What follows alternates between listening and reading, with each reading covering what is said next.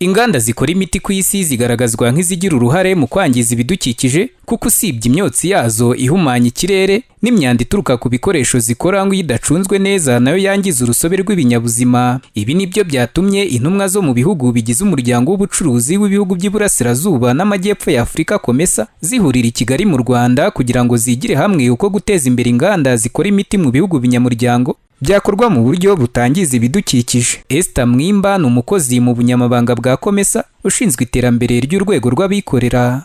We know, you and me know that if we talk about the pharmaceutical industry, twese turabizi ko iyo tuvuze inganda zikora imiti hazamo n'ibyago byo guhumanya ikirere kuko izo nganda zikora ibikoresho biba intandaro y'ihumana ry'ikirere.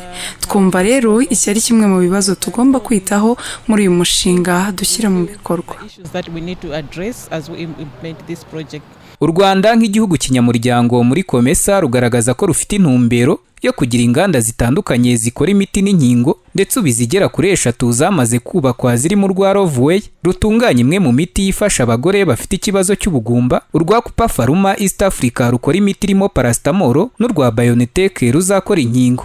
Guverinoma y'u Rwanda yizeza ko guteza imbere inganda zikora imiti bitazangiza ibidukikije nk'uko bisobanurwa na Mugabe Fred, umuyobozi mukuru ushinzwe iterambere ry'inganda muri Minisiteri y'Ubucuruzi n'Inganda. Nk'uko mubizi inganda z'imiti n'imiti ubwayo n'ibikomoka ku miti iyo bidacunzwe neza nabyo bishobora kugenda bikangiza environnement, bikangiza ibidukikije.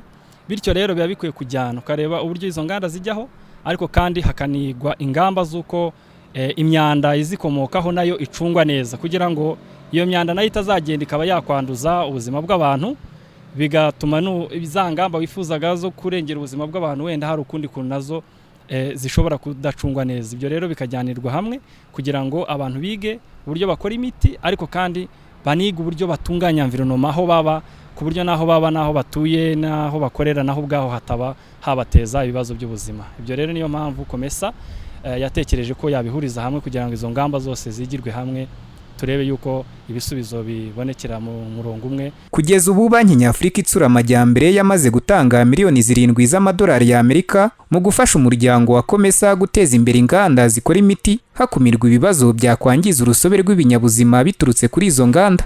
Daniel Hakizimana, Flash TV.